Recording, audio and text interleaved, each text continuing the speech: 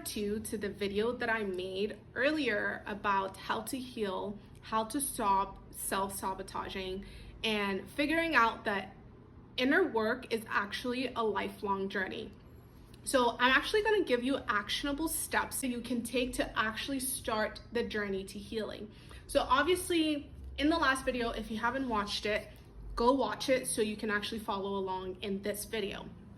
So after you've already pinpointed your core memory that changed everything for you, that may have triggered you or whatever it is, after you've pinpointed that memory, you're actually going to write it down. So step 1 to this is writing it down on either a piece of paper, on a journal, wherever you're more comfortable.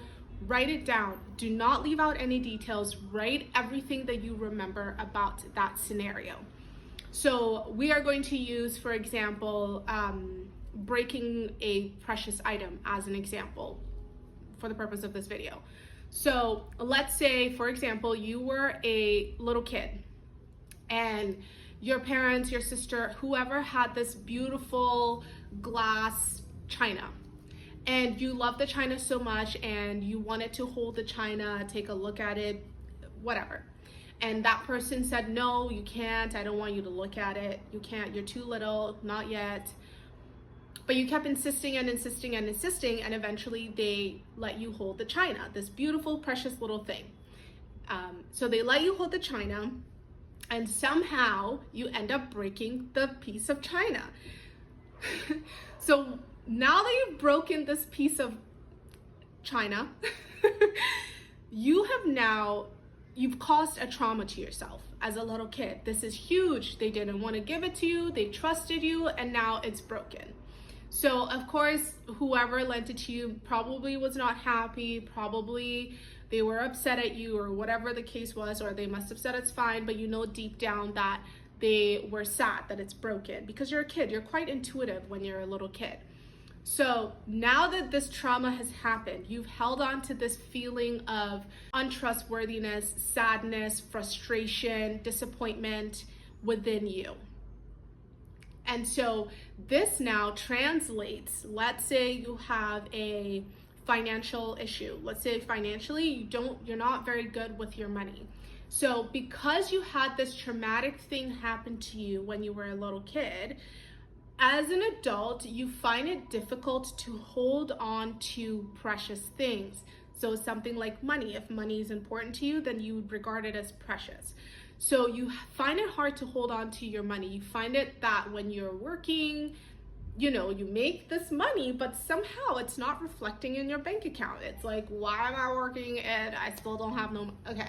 You understand, you're not making the money and it's not reflecting in your bank account. So that, because you deem yourself untrustworthy, you don't trust yourself with the money. You're scared to have the money because you feel like you'll lose it, you'll break it, whatever it is. So back to the beginning. Now that you've pinpointed this core memory, number 1, you're gonna write it down. When you write it down, like I said, don't leave out any details, who was involved, how you felt when it happened, write it all out. The second step is write all of the negative emotions that were associated with that incident. So for example, like I mentioned, like disappointment, sadness, frustration, untrustworthiness. I don't know if that's a feeling, but you don't feel proud of yourself. You don't feel like you can trust yourself. You don't feel safe with yourself or with anything that someone might give you. So write all of those negative things down. The third step to this is you are going to write the positive of that negative. So for example, if I felt untrustworthy, I want to trust myself. That's the opposite. If I don't feel safe, I want to feel safe. And if I feel sad, I want to feel happiness. If I feel disappointed, I want to feel pride. I want to be proud. If I felt angry, I want to let it go and I want to feel peace. So write the positive equivalent of that negative emotion that you experienced that was associated with that memory. So you'll have all of the memories. This is how it happened. This was who involved. This is step by step how it happened. I'm going to write all the negative emotions that were associated with it. And then the third one is I'm writing all of the positive equivalent that I want to feel about this thing, this emotion, this memory there. One thing I want to let you guys know is that you have to accept that this has happened. You can't go back to the past and change it. Accept that it has happened.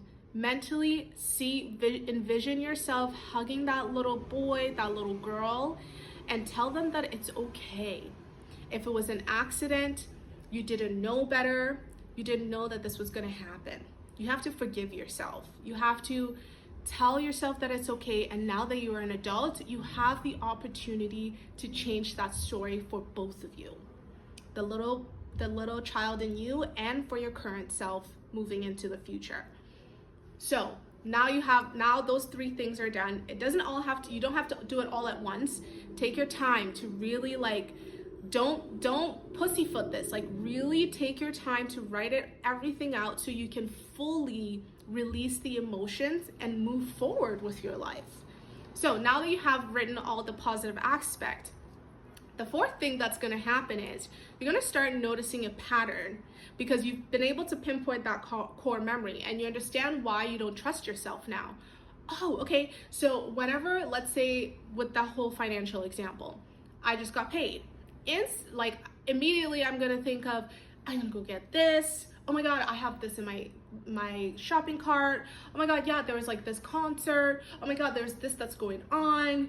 And you start making plans for your money when you haven't even actually sat down to break down what you need, make a plan, make a budget. And then when you have a surplus, you can say, okay, this is what I'm going to use the surplus for, whatever your financial goals are.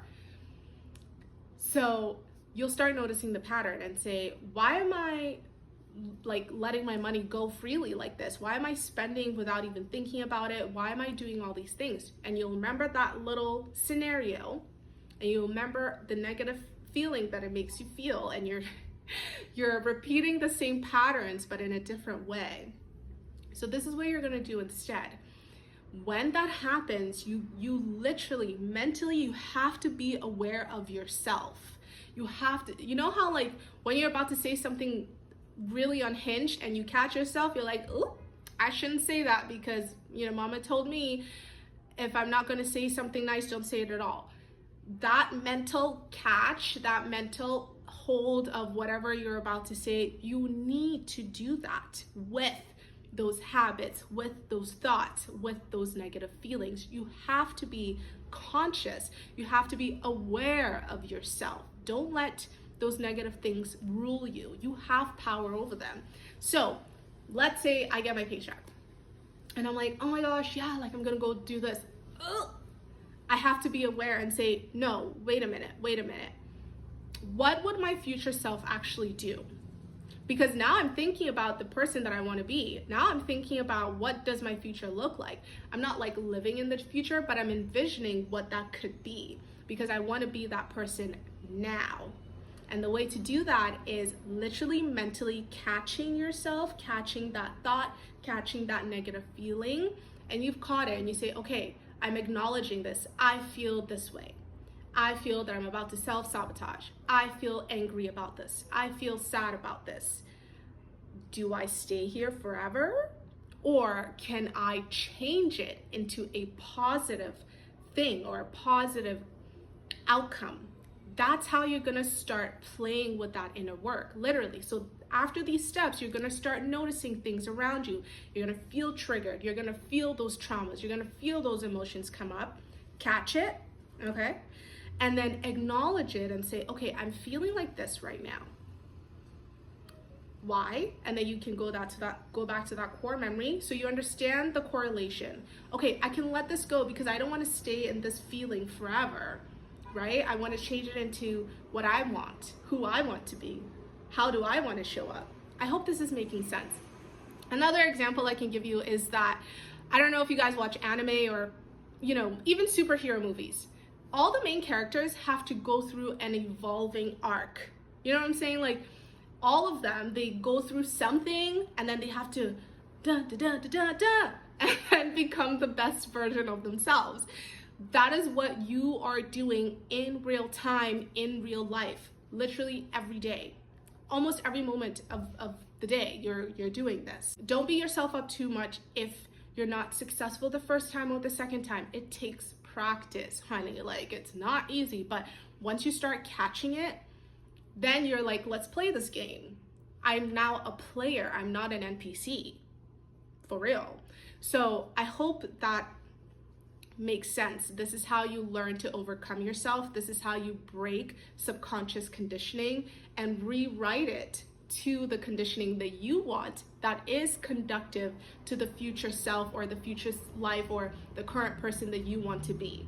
Hope somebody took something away from this. Even if one person did, that would make me so incredibly happy, because these are the things that I'm unpacking for myself in order to evolve and become my main character. I am my main character of my story, but now I'm in my evolving arc, and I just hope that you guys can be evolving with me, because it's literally the best part of the story is the evolving arc. And then all of a sudden you have superpowers like, yeah, I'm rich, like I am positive, I am beautiful, I have the best habits, I have the best body, because you went through your evolving arc. Why? You pinpointed the core memory, you understood the negative feelings that came with it, you shifted your mindset to the positive feelings, and now you are on the way to becoming the best version of yourself. One last thing that I want to say about this whole entire topic, and it's an example, and I'm hoping if you guys are like spiritual, or if you guys are Christian, or maybe you've heard the story before, but I'm hoping that it can help you understand a very key thing that you're gonna need to do when you decide to move forward, when you decide to become that best version of yourself, so you're no longer going backwards and repeating those mistakes. The story is, I don't know it too well myself, but I understand the concept of it. In the Bible, there is a man named Lot, L-O-T, and an angel came down to Lot one day and said that you guys need to leave the city. God's about to do his thing and break down the city. So Lot, being the man of God that he is, listens to the angel and tells his whole family, and they need to pack up and leave. So while they're leaving the city, Lot's wife ends up turning around to look at the city, and she turns into a pillar of salt. And I want you to think about, this is a bit dramatic, but I really do want you to think about every time you look back to that old identity, that old self, that old habit, that old emotion, you are actually turning yourself into a pillar of salt, because you don't believe in the possibility of your future. You are not fully convinced that you can become that person, that future self. You're not fully convinced of what the future holds. And I want you to make a decisive decision to let go of the past. Once you let that go, and once you decide that I am no longer subscribing to that, you are now marching full speed towards the future that you want to create. Remember Lot's wife. Anytime you go back to that old situation, anytime that you go back to that old self, you are turning into a pillar of salt. Never look back. Don't ever look back. Don't ever look back. You have to look forward. If you need to pray about it, if you need to meditate about it, when it comes up, catch it, acknowledge it, this is happening, but I'm not going backwards. I'll be damned if I go backwards. I cannot be that person anymore. I have to let that go. I won't even turn back right now because it's that serious. You cannot go back and be that person anymore. It actually doesn't exist anymore. You have to have so much faith, so much desire, so much enthusiasm so much anticipation for that future that it doesn't even compare. It doesn't even compare. Like you cannot look back and be like, oh yeah, like I missed that. Like that is such a way better life than what my future that I want to be and create is gonna be. No, I've never heard anybody say that in my whole life, ever, ever.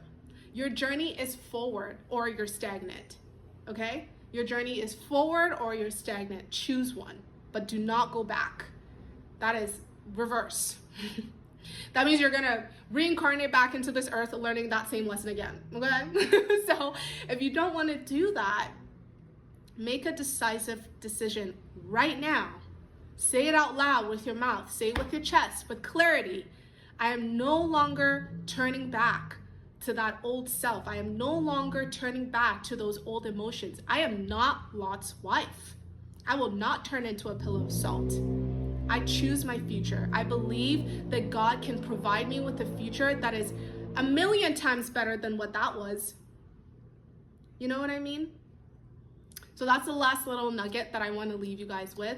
If this was able to help at least one person, I am grateful, because I'm unpacking my own things and I'm just sharing with you as long as I'm going, not as long as I'm going, but I'm just sharing with you everything that I'm also unpacking and learning and unveiling for myself. And I just felt like, man, I wish somebody told me this like 10 years ago. I wish someone told me this 10 years ago, for real. So yeah, I hope it helps.